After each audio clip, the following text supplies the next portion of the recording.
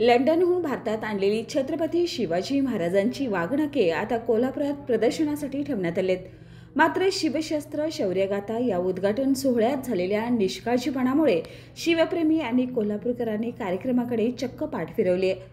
कार्यक्रमाला जिल्ह्यातील कोणत्याही लोकप्रतिनिधींना निमंत्रण नव्हतं, त्यामुळे सभागृहात रिकाम्या खुर्च्या दिसल्या.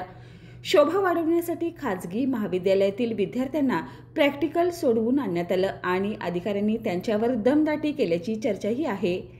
सांस्कृतिक मंत्री आशिष शेलार आणि खासदार शाहू महाराज छत्रपती यांनी ऑनलाईन उपस्थिती दर्शवली, तर केवळ काही अधिकारी प्रत्यक्ष उपस्थित होते.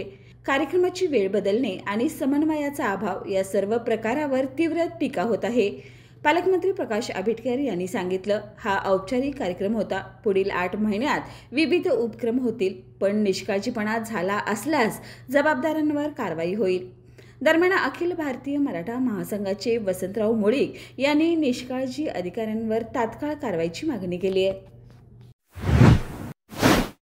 बाळ, फ्रीजमधून श्रीखंड काढ ना. आम्ही पूर्वी घरीच बनवायचो श्रीखंड, त्याची चवच वेगळी होती. आता काय सगळं रेडीमेड. आजी, हे श्रीखंड खाऊन बघ.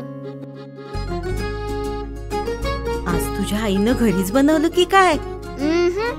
हे आहे गोकुळचं श्रीखंड. अगदी जिभेवर रेंगाळणार. जिभेवरच नाही तर मनावरही रेंगाळणार. गोकुळ श्रीखंड, मनावर रेंगाळणार.